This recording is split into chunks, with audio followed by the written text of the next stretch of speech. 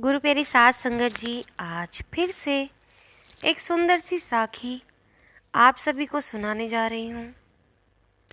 गुरु प्यारी साध संगत जी, आज की जो साखी है वो माँ की ममता के ऊपर है कि माँ की ममता कैसी निश्चल होती है और माँ आखिर माँ ही होती है।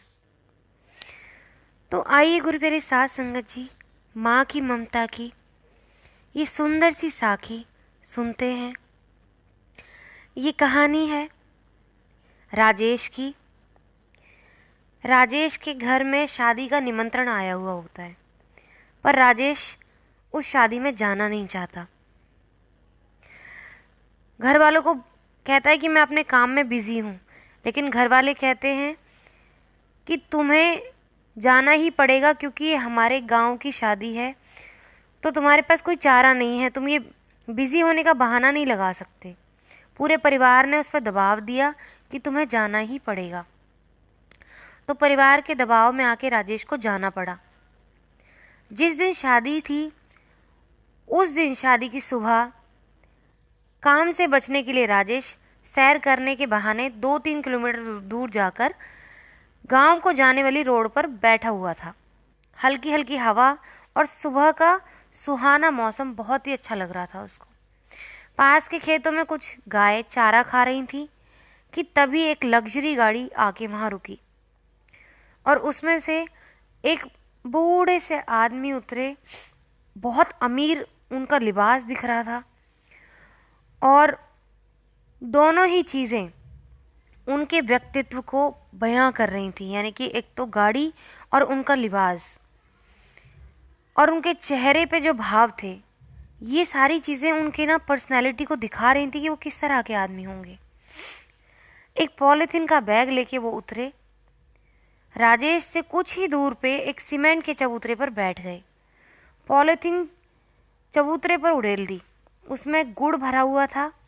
अब उन्होंने आओ आओ करके पास में ही खड़ी और बैठी गायों को बुलाया।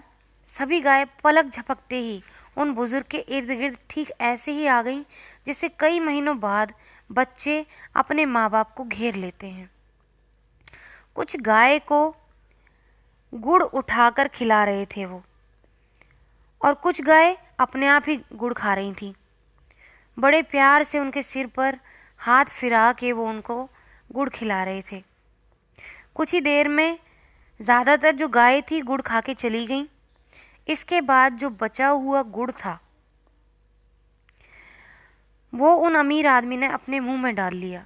इसको देख के राजेश को बड़ा अजीब सा लगा।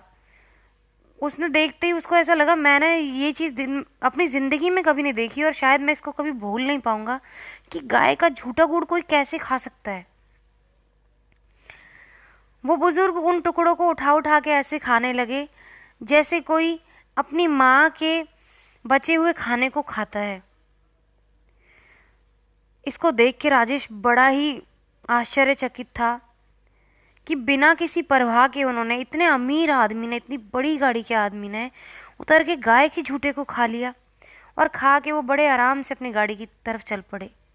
राजेश दौड़कर उनके नज़दीक पहुंचा और बोला, श्रीमान जी माफ़ी चाहता हूं, पर अभी जो हुआ उससे मेरा दिमाग घूम गया है।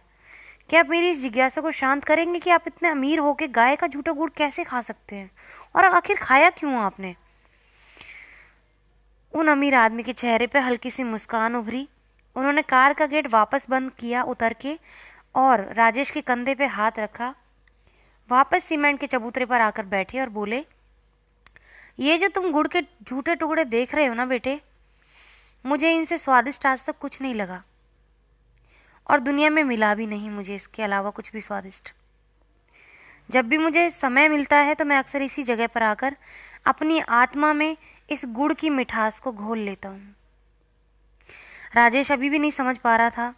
राजेश ने कहा, सर मैं अभी भी नहीं समझ पा रहा हूँ कि आखिर ऐसा क्या है इस गुड़ में।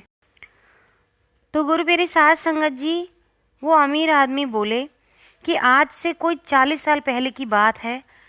उस वक्त मैं 22 साल का था। घर में ज़बरदस्त आंतरिक कलह के कारण मैं घर से भाग आया था, लेकिन दुर्भाग्यवश ट्रेन में मेरा सामान और पैसे किसी ने चुरा लिए थे। इस अजनबी से छोटे शहर में मेरा कोई नहीं था। भीषण गर्मी में खाली जेब के 2 दिन भूखे रहकर इधर से उधर भटकता रहा और शाम को भूख मुझे निगलने को तैयार थी। तब इसी जगह ऐसी ही एक गाय को एक महानुभाव गुड़ डालकर चले गए। यहाँ एक पीपल का पेड़ हुआ करता था, तब चबूतरा नहीं होता था। मैं उसी पेड़ की जड़ों पर बैठा भूख से बेहाल हो रहा था। मैंने देखा कि गाय ने गुड़ को छुआ तक नहीं और उठकर वहाँ से चली गई। मैं कुछ देर तक बहुत सोचता रहा और फिर मैंने वो सारा गुड़ उठा लिया और झाड़ कर खा लिया।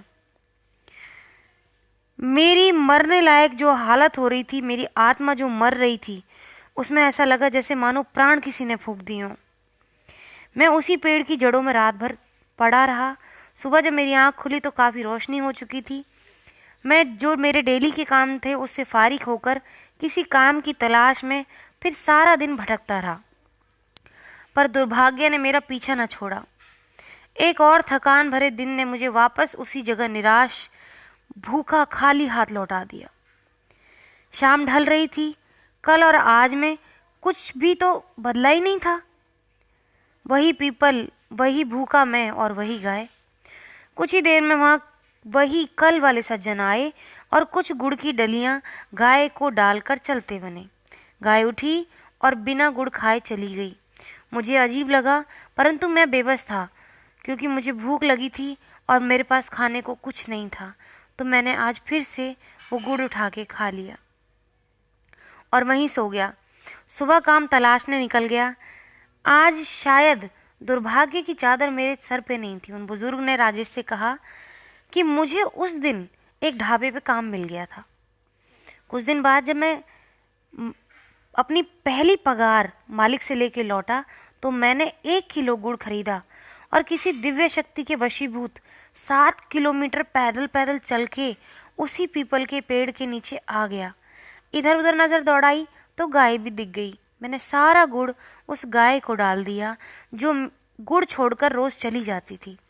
इस बार मैं अपने जीवन में सबसे ज़्यादा चौंक गया क्योंकि गाय सारा गुड़ खा गई, जिसका मतलब साफ था कि गाय ने 2 दिन जानबूझकर मेरे लिए गुड़ छोड़ा। मेरा दिल भर उठा। उस ममतामयी स्वरूप की ममता देख के मैं रोता हुआ वापस अपने ढाबे पे पहुंचा और बहुत सोचता रहा। फिर एक दिन मुझे एक फर्म में नौकरी भी मिल गई। दिन पे दिन मैंने उन्नति और तरक्की के शिखर को चूम लिया। शादी हुई, बच्चे हुए, आज मैं खुद की 5 फर्म का मालिक हूँ। जीवन की इस लंबी यात्रा ने मैंने कभी भी उस गाय माता को कभी नहीं भुलाया जिसने मेरी वजह से 2 दिन अपनी भूख को मारा। मैं अक्सर यहाँ आता हूँ और इन गाय को गुड़ डालकर इनका झूठा गुड़ खाता हूँ। मैं लाखों रुपए गौशालाओं में भी चंदा देता हूँ, लेकिन मेरी मृग तृष्णा, मन की शांति यहीं आकर मिटती है बेटे। गुरुप्रिय साध संगत जी, राजेश उन अमीर आदमी के मुंह की तरफ देख रहा था। वो भावुक हो चले थे, उनकी आंखें नम हो गई थी। वो बुजुर्ग आदमी बोले, बेटा अब तो तुम समझ गए होगे ना कि मैंने वो गुड़ उठा के क्यों खाया। राजेश ने सिर हिलाया और वहाँ से चल पड़ा। गाड़ी स्टार्ट हुई और निकल गई। राजेश ने भी उन्हीं टुकड़ों में से जो बचा हुआ एक टुकड़ा था उठाया, मुंह में डाला, वापस शादी में शिरकत करने सच्चे मन से शामिल हुआ। सचमुच वो कोई साधारण गुड़ नहीं था, उसमें कोई दिव्य मिठास थी जो जीभ के साथ आत्मा को भी मीठा कर गई थी। घर आकर गाय के बारे जानने के लिए कुछ किताबें पढ़ने के लिए मैंने जाना।